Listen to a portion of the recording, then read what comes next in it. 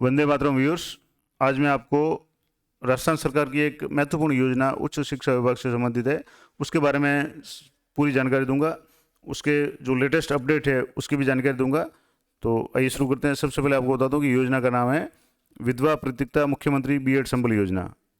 अब ये योजना क्या है, इसका क्या लाभ है और इसके लिए आवेदन कैसे किया जाएगा, ये पूरी जो प्रोसेस है मैं आपको बताऊंगा। तो जैसे आप देख पा रहे हैं, राजस्थान सरकार उच्च शिक्षा विभाग की तरफ से 18/10/2022 यानी 2 दिन पहले ही ये नोटिफिकेशन निकला है, जिसमें लिखा हुआ है कि माननीय मुख्यमंत्री जी की बजट घोषणा की अनुपालना में विधवा परित्यक्ता मुख्यमंत्री बीएड संबल योजना निम्नानुसार जारी की जाती है। अब इसमें सबसे पहले तो योजना का उद्देश्य क्या है। तो जैसा कि आप देख पा रहे हैं, योजना का उद्देश्य ये है कि राजस्थान राज्य में स्थित जितने भी प्रशिक्षण संस्थान है यानी बीएड कॉलेजेज है, उन बीएड पाठ्यक्रम में प्रवेश प्राप्त करने वाली विधवा या परित्यक्ता महिलाओं को द्वारा इस पाठ्यक्रम हेतु देय फीस का पुनर्भरण राज्य सरकार द्वारा किया जाकर उन्हें संबल प्रदान किया जाए। यानी कि इस योजना के तहत जो भी विधवा या परित्यक्ता श्रेणी की जो भी महिला, जो भी बीएड स्टूडेंट्स है, चाहे वो फर्स्ट ईयर में हो या सेकेंड ईयर बीएड में हो, उनकी जितनी भी फीस है उसका पुनर्भरण है राज्य सरकार द्वारा किया जाएगा। इसके लिए आपको ऑनलाइन आवेदन अप्लाई करना पड़ेगा। किस तरीके से करना पड़ेगा, क्या क्या पात्रता होगी, वो भी मैं आगे डिटेल में बताऊंगा, तो वीडियो में बने रहें। अब योजना का प्रारंभ है, तो योजना है वो संशोधन के उपरांत योजना शैक्षणिक सत्र 2015-16 से लागू है। और योजना में पात्रता की क्या शर्तें होंगी, यानी कौन कौन पात्र होगा।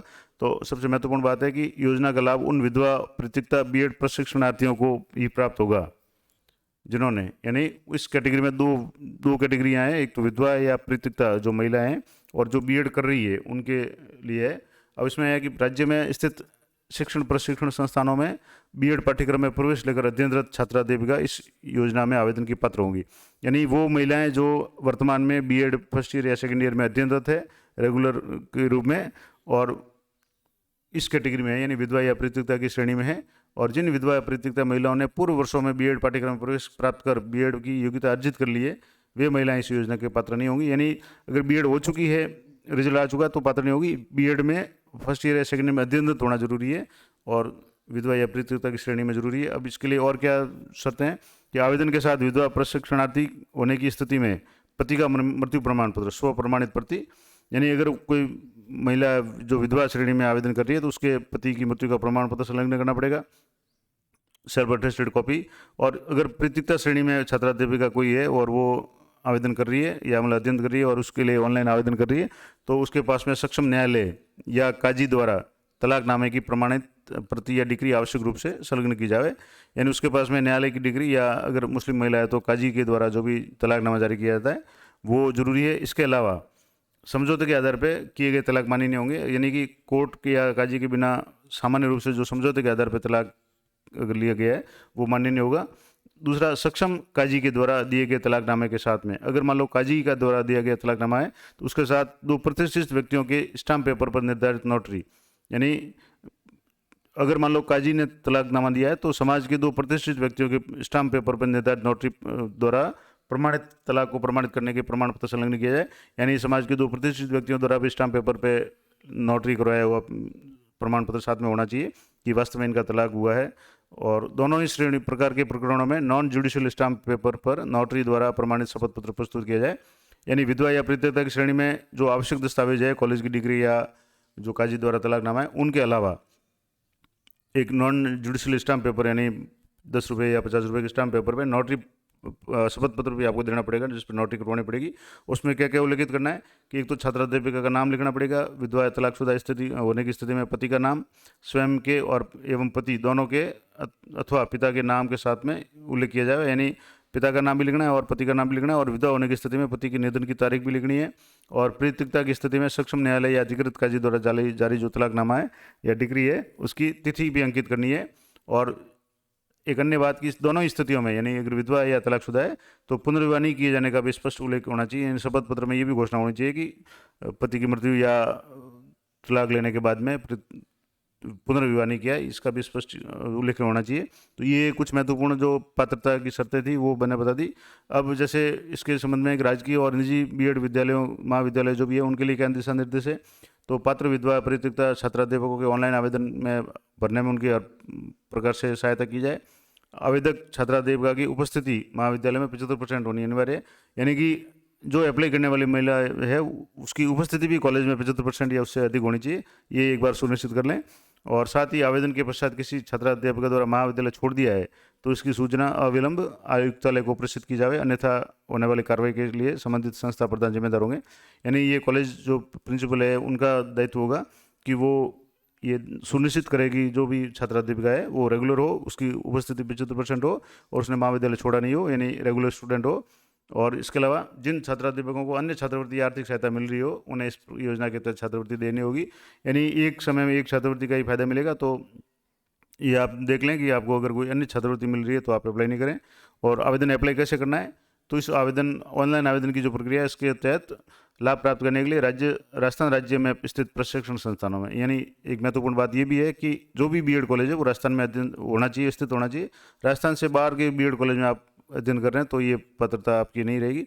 और बीएड पाठ्यक्रम प्रवेश लिया हो वही पात्र है। दूसरा, प्रथम वर्ष में से प्रवेश लेकर अध्ययनरत छात्राध्यापिकाएं या जो छात्राध्यापिकाएं प्रथम वर्ष उत्तीर्ण उपरांत द्वितीय वर्ष में अध्ययनरत हैं वे, यानी दोनों, अगर प्रथम वर्ष में अध्ययनरत छात्राध्यापिकाएं यानी बीएड स्टूडेंट है तो भी आवेदन की पात्र कर सकती है, आवेदन कर सकती है, और द्वितीय वर्ष में तो भी कर सकती है, लेकिन वो विधवा या परित्यक्ता की श्रेणी में आनी चाहिए, वो पात्र है। उक्त विधवा परित्यक्ता महिलाओं को राज्य सरकार द्वारा निर्धारित पत्रों में ऑनलाइन आवेदन करना होगा, जो कि संबंधित शिक्षण प्रशिक्षण संस्थान के प्रधान द्वारा संलग्न दस्तावेजों एवं सूचनाओं को अभिप्रमाणित कर अपने जिले के नोडल अधिकारी को ऑनलाइन फॉरवर्ड किया जाएगा। यानी सबसे पहले जो भी छात्राध्यापिका होगी वो अपना आवेदन ऑनलाइन करेगी, उसके बाद में वो फॉर्म है वो संबंधित जो भी आपका बीएड कॉलेज है उसके प्राचार्य के पास में जाएगा और वहाँ से वो उसको चेक करके, उसकी उपस्थिति को चेक करके, यानी डॉक्यूमेंट को चेक करके वो रेगुलर स्टूडेंट है यानी ये प्रमाणित करके जिले के जो नोडल अधिकारी है उनको फॉरवर्ड करेंगे और उसके बाद में आयुक्तालय को फॉरवर्ड किया जाएगा। तो ये विशेष बात है। इसी प्रकार बीएड पाठ्यक्रम द्वितीय वर्ष एवं आगामी वर्षों का लाभ प्राप्त करने हेतु विभाग द्वारा यथासंभव प्रसारित विज्ञप्ति अनुसार ऑनलाइन आवेदन करना होगा। यानी अगर मान लो फर्स्ट ईयर में आपने आवेदन कर दिया तो आपको द्वितीय वर्ष में भी आवेदन करना जरूरी होगा, यानी ऑटो रिन्यू नहीं होगा, आपको हर साल आवेदन करना पड़ेगा। और जिला नोडल अधिकारी द्वारा वर्णित तथ्यों एवं संलग्न प्रमाण पत्रों दस्तावेजों की जांच अभिप्रमाणित करने के उपरांत अपनी अनुशंसा के साथ में आयुक्त कॉलेज शिक्षा विभाग राजस्थान जयपुर को ऑनलाइन निर्धारित तिथि तक फॉरवर्ड किया जाएगा। यानी कि सबसे पहले जो भी छात्राध्यापिकाएं हैं वो अपना फॉर्म है ऑनलाइन आवेदन करेगी स्कॉलरशिप पोर्टल पे, उसके बाद में वहाँ से कॉलेज के जो भी प्रिंसिपल है वो उसको वेरीफाई करेंगे, उसके बाद उसको फॉरवर्ड करके जिला नोडल अधिकारी को फॉरवर्ड करेंगे और नोडल अधिकारी है वो आयुक्तालय जयपुर को फॉरवर्ड करेंगे। इस प्रकार पूरा ये प्रोसेस रहेगा। अब इसमें कुछ विशेष नोट दिया हुआ है कि क्या क्या ध्यान रखना है। जिन विधवा परित्यक्ता महिलाओं ने पूर्व वर्षों में बीएड पाठ्यक्रम में प्रवेश प्राप्त कर लिया है और बीएड की योग्यता अर्जित कर ली है वे महिलाएं इस योजना का लाभ लेने तो पात्र नहीं होगी। यानी अगर आपकी बीएड पूरी हो चुकी है, आपका रिजल्ट आ चुका है तो आप पात्र नहीं होगी। पात्रता के लिए ये शर्त है कि आप अध्ययनरत रेगुलर अध्ययनरत होना जरूरी है फर्स्ट ईयर या सेकेंड ईयर में। दूसरा, ऑनलाइन आवेदन पत्र की दिशा निर्देश भलीभांति पूर्ण पढ़ लें और किसी प्रकार की कमी से आवेदन निरस्त होता है तो छात्राध्यापिका स्वयं उत्तरदायी होगी। यानी आपके जो भी डॉक्यूमेंट है वो आपके पूरे होने चाहिए। अगर आप डॉक्यूमेंट अधूरे लगा रहे हैं, जैसे मान लो तलाकनामा या तो वो अगर न्यायालय की वैध डिग्री नहीं लगा रहे हैं या और कोई जो निर्धारित डॉक्यूमेंट है वो आप अगर सही अपलोड नहीं करें तो फिर आपका फॉर्म रिजेक्ट हो सकता है, निरस्त हो सकता है, जिसकी स्वयं की जिम्मेदारी रहेगी। और अध्ययन शिक्षण महाविद्यालय से जिला नोडल अधिकारी को ऑनलाइन फॉरवर्ड करने का उत्तरदायित्व संबंधित महाविद्यालय छात्राध्यापिका का होगा। यानी कि आपका जो काम होगा वो आप अपने फॉर्म को कॉलेज तक फॉरवर्ड करें और कॉलेज के जो प्राचार्य है वो जिला नोडल अधिकारी को फॉरवर्ड करेंगे। और सबसे महत्वपूर्ण बात, छात्रवृत्ति ऑनलाइन जो आवेदन भरने के लिए आवेदक के पास जन आधार कार्ड होना आवश्यक है। आपका जन आधार कार्ड होना आवश्यक है। और मैं एक बार और बता दूं, मैं हर वीडियो में बताता हूँ कि जन आधार कार्ड में अगर आपका मिसमैच है, आपके नाम की स्पेलिंग, पिताजी के नाम की स्पेलिंग या डेट ऑफ बर्थ या लिंग में अगर कोई अंतर है तो आप सबसे पहले जन आधार को अपडेट कराएं, क्योंकि 10वीं 12वीं का जो भी रिकॉर्ड है या जो कॉलेज में रिकॉर्ड होगा वो 12वीं के हिसाब से होगा उसमें, और जन आधार में अगर कोई स्पेलिंग वगैरह में कहीं भी मिसमैच है तो आपकी समस्या आएगी। तो सबसे पहले आप जन आधार को अपडेट करवा लें। और काफ़ी इसमें समय भी दिया हुआ है, मैं टाइम पीरियड भी बता दूंगा किस तरीके से आपको अप्लाई करना है, कब तारीख तक अप्लाई कर सकते हैं। तो आपको लगभग 1 महीने से भी ज़्यादा समय का इस फॉर्म भरने के लिए, अप्लाई करने के लिए समय दिया गया है। तो आप सबसे पहले अपना जन आधार है वो चेक करें। जन आधार में आपके अगर कोई भी मिसमैच है तो सबसे पहले उसको ठीक कराएं और उसके बाद में आवेदन करें ताकि आपको कोई समस्या नहीं हो।